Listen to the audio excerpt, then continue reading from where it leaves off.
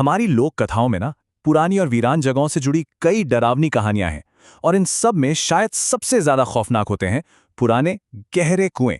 ये सिर्फ पानी के गड्ढे नहीं बल्कि अनकही कहानियों और कई गहरे राजों के दरवाजे माने जाते हैं।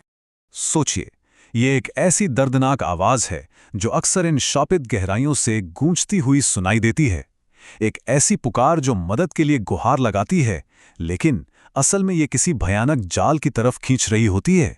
तो होता क्या है ना कि ये जो पुराने कुएं हैं, इन्हें अक्सर एक दरवाज़ा माना जाता है।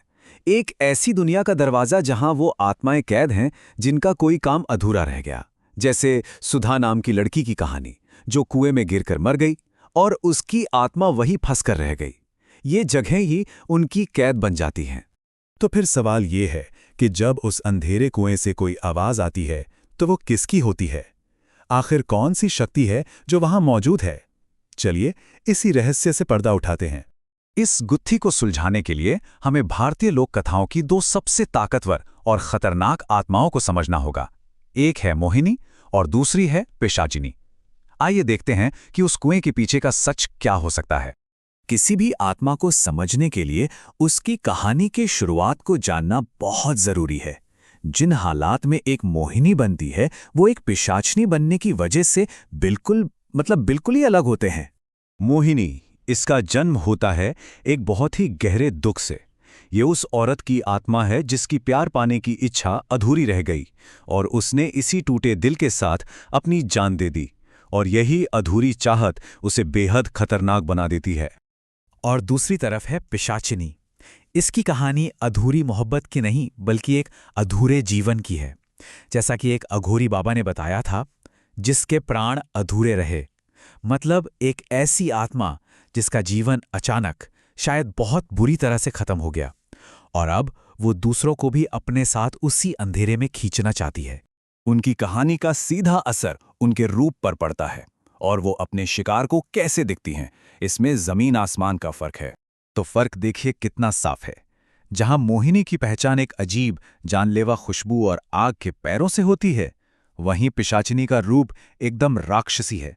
एक सड़ा गला शरीर, मुंह से टपकता हुआ खून और आंखों की जगह बस धुआं उगलते हुए काले गड्ढे।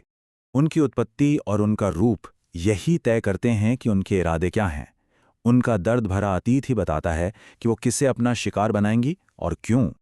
और ये अंतर उनके शिकार करने के तरीकों में और भी साफ हो जाता है। मोहिनी अक्सर दक्षिण भारत के जंगलों, नारियल के पेड़ों या कुओं के पास मिलती है, जहां वो खास तौर पर प्यार करने वाले जोड़ों को अपना निशाना बनाती है। वहीं दूसरी ओर पिशाचिनी या पिशाच, वो कब्रिस्तान और गंदगी वाली जगहों पर रहते हैं और उनका मकसद किसी के दिमाग पर कब्जा करके उसे पागल कर देना होता है। तो चलिए, अब तक जो कुछ भी हमने जाना है उसे एक साथ रखकर आखिरी फैसले पर पहुंचते हैं। इन दोनों आत्माओं के बीच जो बड़े फर्क हैं उन्हें एक बार फिर से समझ लेते हैं। तो कुल मिलाकर कहानी क्या है? एक का जन्म अधूरे प्यार से हुआ है तो दूसरी का अधूरे जीवन से।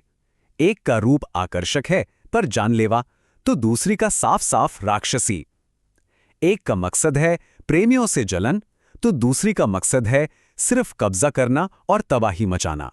तो अब अगली बार जब किसी अंधेरी सुनसान जगह किसी कुएं के पास से वो आवाज आए, मुझे बाहर निकालो, तो क्या ये फर्क कर पाएंगे कि वो एक टूटे दिल वाली मोहिनी है या एक बदला लेने वाली पिशाचनी?